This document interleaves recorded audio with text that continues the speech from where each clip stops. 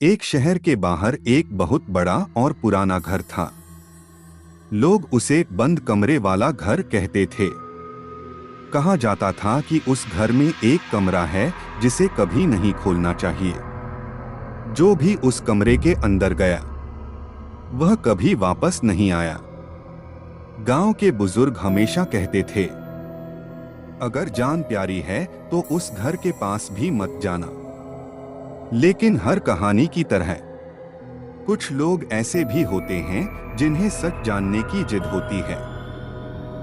ऐसे ही तीन दोस्त थे, अंकित, विवेक और सोनू। तीनों को रहस्यमयी और डरावनी जगहों की खोज करना बहुत पसंद था। एक दिन शाम को वे चाय की दुकान पर बैठे थे। अंकित बोला, तुम लोगों ने उस पुराने घर के बारे में सुना है? सोनू हंसते हुए बोला, अरे वो भूत वाला घर। विवेक बोला, लोग कहते हैं वहां एक कमरा है जो अपने आप बंद हो जाता है।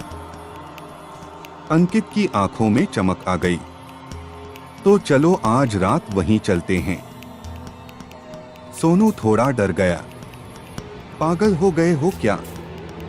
अंकित बोला, डरते हो क्या? विवेक बोला, डर किस बात का, आज ही चलते हैं। तीनों ने फैसला किया कि वे आज रात 12 बजे उस घर में जाएंगे। रात 12 बजे चारों तरफ घना अंधेरा था। हवा बहुत तेज चल रही थी और पेड़ डरावनी आवाज कर रहे थे। तीनों दोस्त टॉर्च लेकर उस पुराने घर के सामने खड़े थे। घर बहुत बड़ा था, लेकिन पूरी तरह खंडहर बन चुका था। टूटी खिड़कियां, जाले और अजीब सा सन्नाटा। अंकित बोला, यही है वो घर। सोनू बोला, मुझे अच्छा नहीं लग रहा। विवेक बोला, अब आए हैं तो अंदर चलते हैं। अंकित ने धीरे से दरवाजा धक्का दिया। क्रीक, दरवाजा अपने आप खुल गया। अंदर बहुत अंधेरा था। तीनों धीरे धीरे अंदर गए। अचानक ऊपर की मंजिल से आवाज आई, ठक ठक ठक। सोनू डर गया। तुम लोगों ने सुना? विवेक बोला, हाँ, ऊपर से आवाज आई है। अंकित बोला, चलो देखते हैं। ऊपर की मंजिल, सीढ़ियां बहुत पुरानी थीं।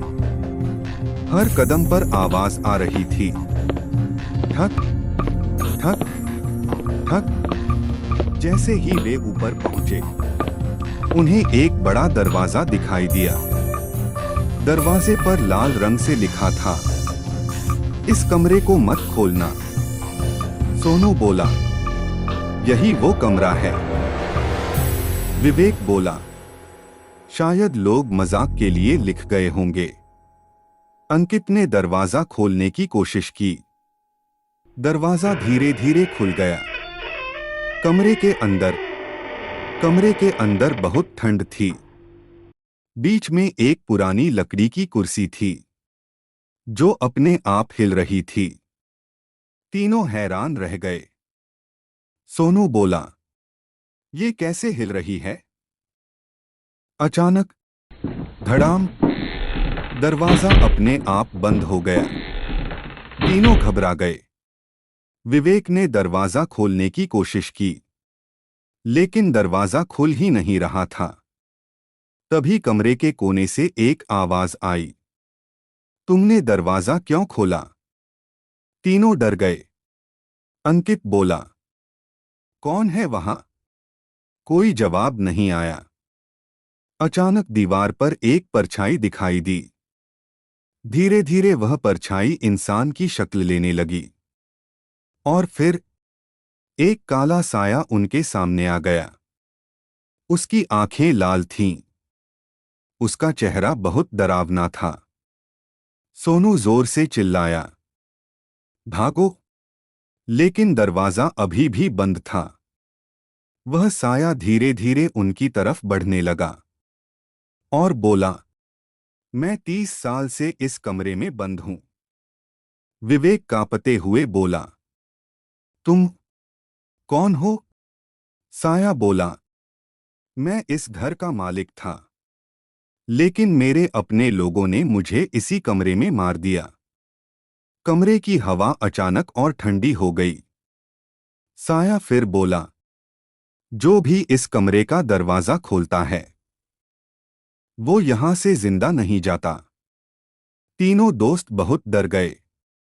अचानक टॉर्च बंद हो गई। पूरा कमरा अंधेरे में डूब गया। और तभी पूरे घर में जोर जोर से हंसी गूंजने लगी। हाँ, हाँ, हाँ।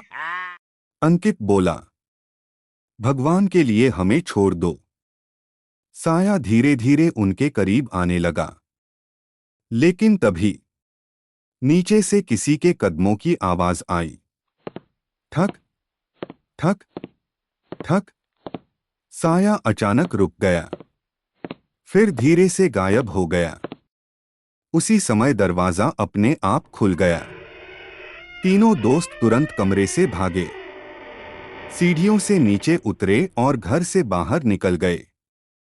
अगली सुबह, अगले दिन गांव वाले उस घर के पास गए। उन्होंने देखा कि घर का दरवाजा खुला हुआ है, लेकिन अंदर दीवार पर लाल रंग से नया लिखा था, अब इस कमरे में 4 आत्माएं हैं।